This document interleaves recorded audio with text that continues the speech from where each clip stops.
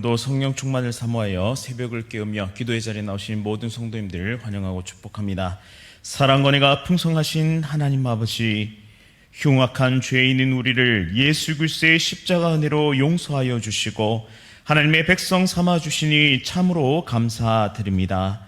빛의 자녀로 참된 삶을 살아가도록 인도하여 주옵소서. 코로나19가 장기화되고 전쟁과 기근과 자연재해와 경제위기로 온 세상이 고통 가운데 있습니다. 우리를 긍휼히 여겨주시고 병든 이 땅을 고쳐 주옵소서. 우리 삶이 다시 한번 기도와 말씀으로 굳건하게 서게 하옵소서. 특별히 새벽을 깨우며 하나님께 기도로 나아가는 귀한 성도들의 삶을 지켜주시고 오직 하나님만 바라보고 의지하오니 광풍이 몰아치는 인생 가운데 하나님의 능력으로 이끌어 주옵소서. 나의 삶의 길을 하나님께 드리오니 우리 인생의 항로를 인도하여 주옵소서. 대한교회가 날마다 복음의 능력으로 세상 가운데 빛을 발하게 하옵소서. 세우신 담임 목사님을 인도하여 주시고 성령 하나님의 충만한 역사가 일어나게 하옵소서. 사모님과 자녀들을 평안과 기쁨 가운데 인도하여 주옵소서. 원로 목사님과 사모님의 건강 지켜주시고 모든 자녀들의 삶을 인도하사 복의 통로가 되게 하옵소서. 모든 중직자들과 사역자들 그리고 모든 성도의 삶을 인도하시고 성령 충만의 은혜를 누리게 하옵소서. 다음 세대가 말씀과 기도로 강하고 담대한 세대 되게 하옵소서. 청년들의 앞길을 인도하여 주시고 취업과 결혼과 여러 가지 삶의 문제들 속에서 하나님의 능력을 경험하게 하옵소서. 이 나라와 이 민족을 지켜주시고 하나님의 뜻을 구하고 하나님의 통치가 나타나는 아름다운 대한민국 땅이 되게 하옵소서. 군복무 중인 주의 자녀들과 해외에 나가 있는 자녀들을 눈동자와 같이 지켜주시고 진리와 생명의 길로 걸어가게 하옵소서. 세계 각국에서 복음을 전하는 귀한 선교사님의 삶을 인도하여 주옵소서. 천사 찬양대의 찬양을 기쁘게 받아주시고 날마다 하늘의 풍성한 복을 누리게 하옵소서. 예수 그리스도의 이름으로 간절히 기도드립니다. 아멘. 오늘 하나님께서 우리에게 주시는 말씀은 미가서 6장 9절부터 16절까지의 말씀입니다. 구약성경 1296면에 있습니다. 미가서 6장 9절부터 16절까지의 말씀, 미가서 6장 9절부터 16절까지의 말씀 한 절씩 교독하실 때에 살아계신 하나님의 음성 들으시기 바랍니다. 여호와께서 성읍을 향하여 외쳐 부르시나니 지혜는 주의 이름을 경외함이니라. 너희는 매가 예비되었나니 그것을 정하신 이가 누구인지 들을지니라. 악인의 집에 아직도 불의한 재물이 있느냐? 축소시킨 가증한 애가 있느냐? 내가 만일 부정한 저울을 썼거나 주머니에 거짓 저울추를 두었으면 깨끗하겠느냐? 그 부자들은 강포가 가득하였고 그 주민들은 거짓을 말하나니 그 혀가 입에서 거짓되도다.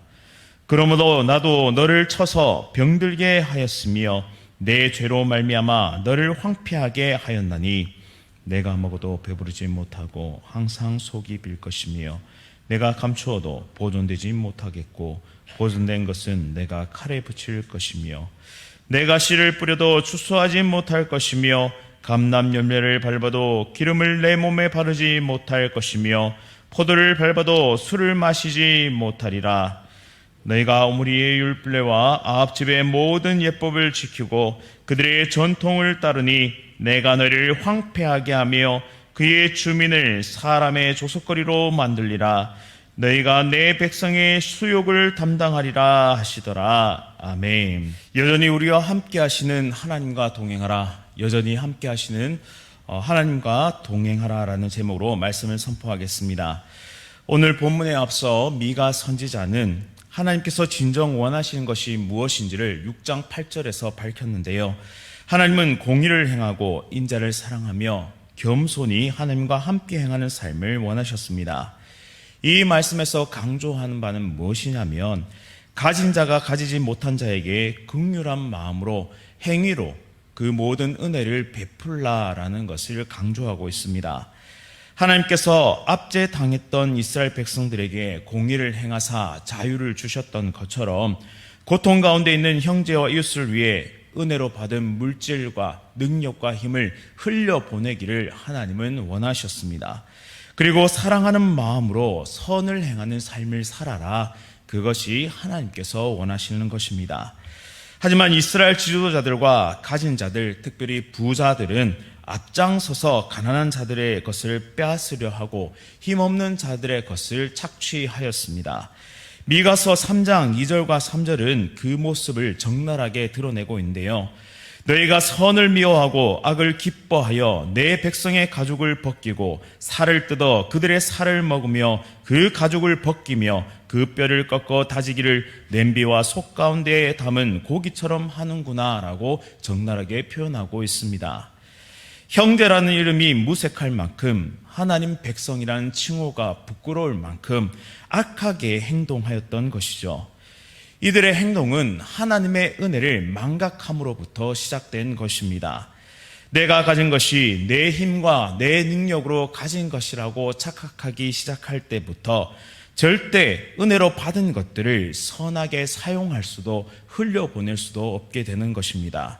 오히려 인간의 탐욕과 욕망을 채우기 위해 더 가지려고 노력하기 시작합니다. 오늘 본문 10절부터 12절 말씀은 하나님의 은혜를 망각한 탐욕의 노예가 된 사람들의 모습을 고발하고 있습니다.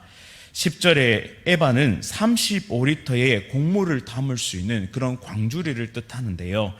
그런데 악한 자들은 곡물을 담아 팔 때 그 양을 속이기 위해 축소시킨, 그렇게 작게 만든 그런 광주리 에바를 사용하였습니다. 적게 주고 값은 제대로 받았습니다. 즉 부자들은 부당이득을 취하게 되었던 것이죠. 이어서 11절에 속이는 저울과 거짓 저울추는 무게를 재는 도구들이었는데요. 무게를 속이면서 또다시 부당이득을 취했습니다. 하나님은 공평한 저울과 공평한 추와 공평한 에바를 사용하는 것을 매우 중요하게 여기셨습니다. 잠언 16장 11절은 공평한 저울은 여호와의 것이고 그리고 저울추도 하나님이 지은 것이라고 말씀하고 계십니다. 그 이유는 하나님께서는 거짓을 미워하시기 때문입니다. 그리고 그 거짓을 사용하여 약한 자들을 착취하는 탐욕, 그것을 하나님은 더욱 미워하고 계십니다. 또 본문 16절 말씀에 보시면 거짓과 탐욕에 사로잡힌 대표적인 사람들이 등장하게 되는데요. 그들은 바로 오므리와 아합입니다. 오므리는 아합의 아버지인데요. 바로 바알을 숭배했던 왕입니다. 열왕기상 16장 25절 말씀에 오므리를 이렇게 평가합니다. 오므리가 여호와 보시기에 악을 행하되 그 전에 모든 사람보다 더욱 악을 행하여라고 그렇게 평가하죠. 오므리는 하나님을 떠난 사람이었고 바알을 숭배했으며 욕망과 욕심에 사로잡힌 그런 인생을 살았습니다. 그리고 그의 아들 아합은 이스라엘 제7대 왕으로 북이스라엘 왕조 가운데 가장 악명을 떨쳤던 사람입니다. 그는 시돈왕 엣바알의 딸 이세벨을 왕으로 삼았는데요. 이것이 가장 큰 악행이었습니다. 역사가 요세푸스에 따르면 시돈왕 엣바알이 그의 딸 이세벨을 주어서 바알 신앙을 이스라엘에 보급하고 야훼 신앙을 말살하려는 계획을 품었다라고 기록하고 있습니다.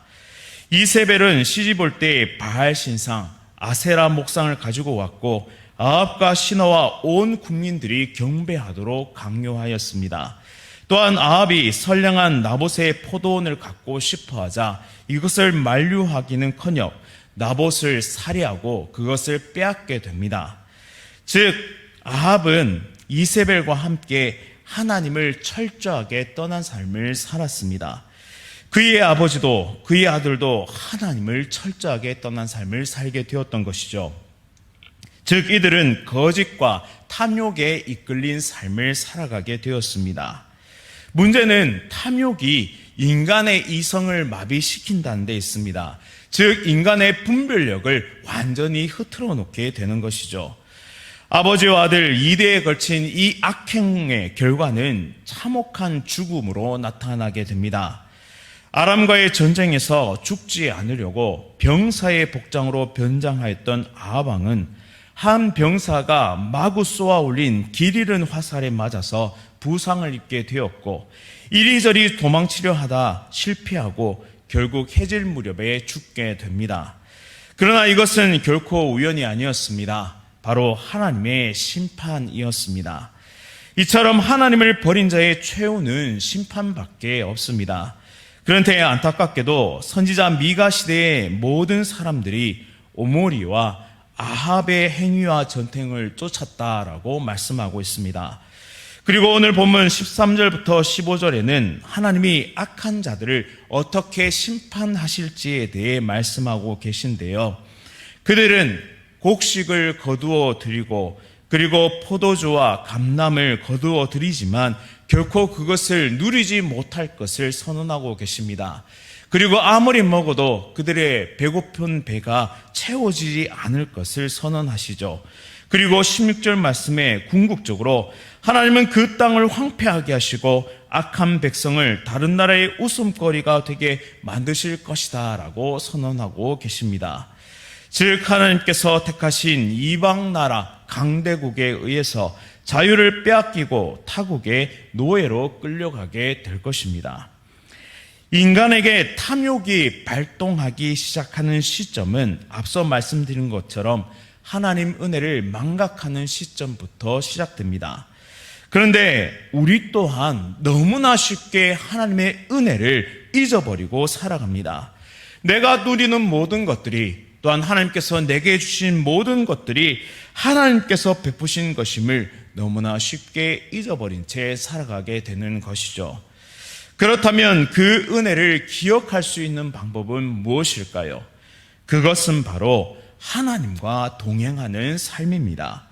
겸손히 하나님과 동행하는 자만이 은혜를 지속적으로 기억할 수 있고 누리며 살아갈 수 있습니다.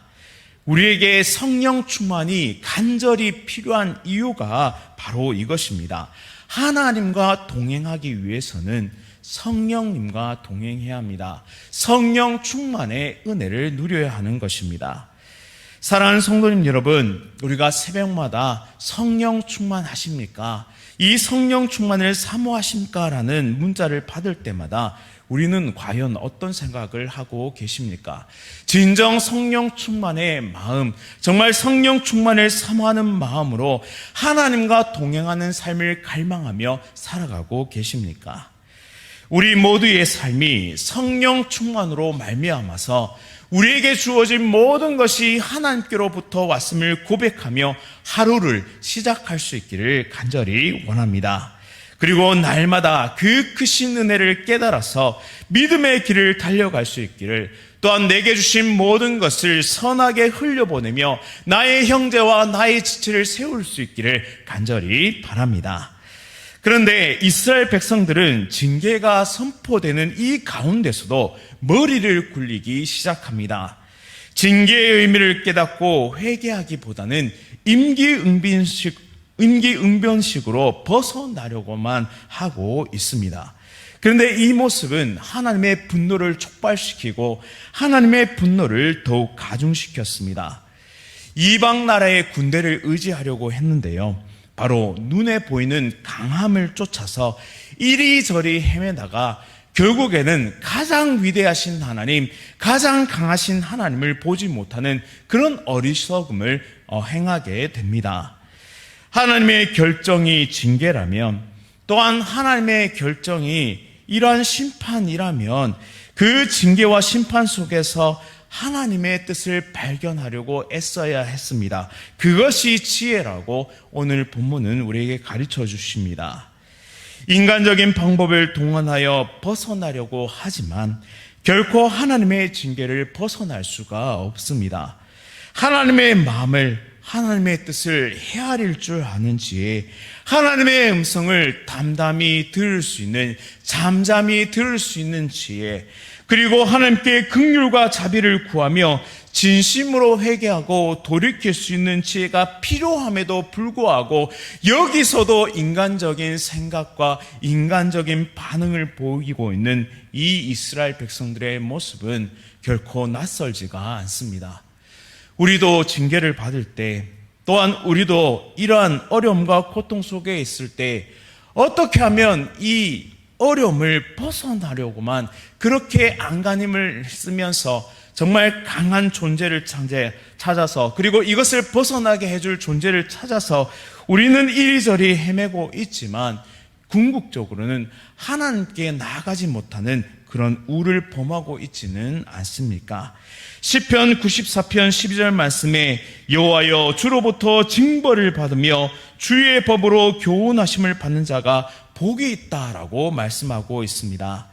하나님의 택하심을 받은 백성은 징벌을 받을지라도 그것은 망하게 되는 저주가 아니라 말씀 안에서 회복되는 회개의 자리, 복된 자리가 됨을 잊지 마시기를 바랍니다. 썩은 환부를 그대로 두는 것은 몸 전체의 생명을 앗아갈 수 있습니다. 그래서 의사는 이 썩은 환부를 도려내고 치료하여 다시 회복시키는 일을 합니다. 우리의 부패한 심령을 하나님은 때때로 징계를 통하여 수술하기를 원하시는데요, 거룩한 하나님의 백성으로 다시 세우시기를 원하시는 것입니다. 이때 우리의 반응은 지금 이스라엘의 반응이 아니라 내 상황이 어렵고 힘들고 고통스러울지라도 하나님에 대한 신뢰와 믿음이 있어야 하는 것입니다. 우리가 질병을 가지고 의사에게 나아갈 때 그 의사에 대한 신뢰가 있어야 하는 것처럼 우리를 회복시키기 위해서 이 모든 것을 이끌어 가시는 나의 인생의 주관자 되시는 하나님에 대한 신실한 믿음과 신뢰가 있어야 한다는 것입니다. 또한 동시에 임마누엘의 하나님이, 여전히 우리와 함께 하시는 하나님이 우리의 어떠함에도 불구하고 여전히 나를 포기하지 아니하심을 믿으면서 온전히 하나님께로 나아가야 한다는 것입니다. 은혜를 기억하는 자, 또한 은혜의 깊이를 날마다 체험하는 자는 우리를 끝끝내 구원하시는 하나님, 우리를 끝끝내 완성시키시는 그 하나님의 열심을 깨닫게 되는 것입니다. 오늘 하루도 우리와 함께 하시는 하나님을 바라보면서 동행의 복을 누리시는 귀한 대한가족들 다 되시기를 간절히 바랍니다. 동행하면 영향력을 받습니다. 또 동행하면 하나님의 거룩하심을 닮아갈 수밖에 없습니다. 또한 동행하면 하나님이 주신 것들을 선하게 사용할 줄 알고 생명을 살리는 일, 즉 복음의 일에 쓰임받게 됩니다. 오늘 하루도 여전히 우리와 함께 하시는 하나님을 바라보며 실패했을지라도 다시 한번 세우시는 하나님과 함께 은혜의 삶을 살아가는 귀한 대양의 모든 가족들 되어주시기를 간절히 바랍니다. 말씀을 기억하면서 함께 기도하겠습니다. 사랑과 은혜가 풍성하신 하나님 아버지, 날마다 하나님과 동행하며 믿음의 길을 걸어가게 하옵소서. 성령 충만의 은혜를 누리며 날마다 은혜를 기억하게 하옵소서. 우리의 잘못된 부분을 고치시고 올바른 길로 인도하시기 위해 때때로 징계를 받을 때에도 하나님을 신뢰하게 하시고 하나님께서 진정 원하시는 것이 무엇인지를 간절히 구하며 회복의 은혜를 누리는 우리 모두가 되게 하옵소서. 날마다 하나님과 동행함으로 거룩함을 닮아가게 하시고 형제를 사랑하는 마음이 실제적인 행동으로 나타나는 그런 행동하는 삶을 살아내게 하옵소서. 믿음을 더욱 굳건하게 하여 주시고 어떠한 상황 속에서도 우리를 버리지 아니하시고 함께 하시는 임마누엘의 하나님을 바라보게 하옵소서. 특별히 직분자 선출을 앞두고 있습니다. 온 성도가 한 마음과 한 뜻이 되어 기도하게 하시고 하나님께서 택하신 일꾼을 선출하는 그런 아름다운 복된 자리가 되게 하여 주옵소서. 오늘 하루도 하나님 앞에 첫 시간을 드림으로 신앙을 고백합니다. 내 삶의 주인이시며 내 삶의 나침반이 되어주시는 하나님만 믿고 따르기를 간절히 소원하오니 하나님께 이 첫 시간을 드리는 신앙 고백을 받아주시고 우리의 모든 삶을 진리와 생명의 길로 인도하여 주옵소서. 또한 이 새벽에 드리는 모든 기도의 소원과 간구의 제목들을 속히 응답하여 주시고 가장 선한 길로 가장 좋은 길로 우리를 인도하여 주옵소서. 예수 그리스도의 이름으로 간절히 기도드립니다. 아멘. 하늘에 계신 우리 아버지여, 이름이 거룩히 여김을 받으시오며 나라가 임하시오며 뜻이 하늘에서 이루어진 것 같이 땅에서도 이루어지이다. 오늘 우리에게 일용할 양식을 주시옵고 우리가 우리에게 죄 지은 자를 사하여 준 것 같이 우리 죄를 사하여 주시옵고 우리를 시험에 들게 하지 마시옵고 다만 악에서 구하시옵소서. 나라와 권세와 영광이 아버지께 영원히 싸움나이다. 아멘. 오늘 하루도 성령 충만으로 승리하십시오.